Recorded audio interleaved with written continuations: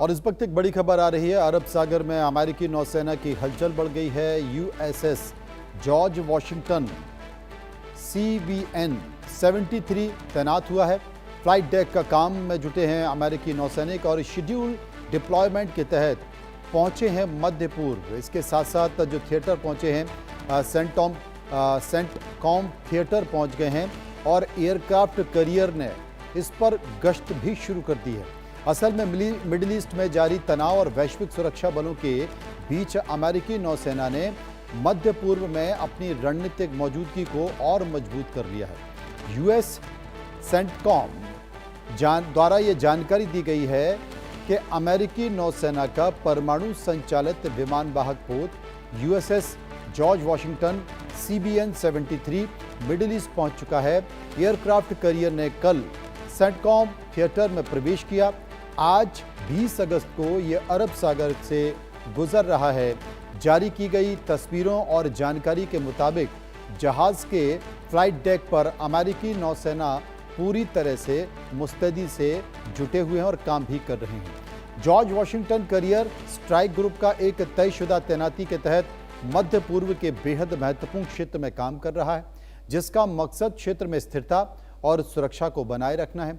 US Abraham पर अमेरिकी नौसेना के विद्रोह की खबरों के बाद USS जॉर्ज वॉशिंगटन को ईरान मोर्चे पर तैनात किया गया है। हालांकि अब्राहिम पर किसी तरह की बगावत से अमेरिकी प्रशासन इनकार भी कर रहा है। तो कॉमोडोर DS सोडी साहब, जो कि रक्षा विशेषज्ञ भी हैं, मेरे साथ मौजूद हैं। मैं समझने की कोशिश करूंगा। सोडी साहब, आखिर इस पूरी तस्वीर को, इस स्थिति को आप कैसे देख रहे हैं?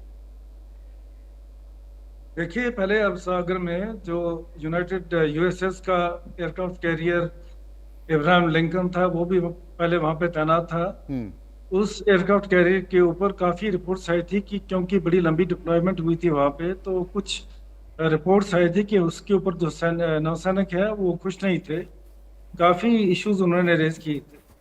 अभी जहां तक जिस एयरक्राफ्ट कैरियर हम वाशिंगटन की बात कर रहे हैं, तो इसकी भी जो डिप्लॉयमेंट यहाँ पे हुई है, ये एक रूटीन डिप्लॉयमेंट है, क्योंकि एक एयरक्राफ्ट कैरियर बैटल ग्रुप के तौर पे इसको यहाँ पे डिप्लॉय किया है USS नेवी ने। तो ये जहाज यहाँ पे और भी जो USS के शिप्स हैं उनके साथ मिलकर डिप्लॉयमेंट में हिस्सा लेगा।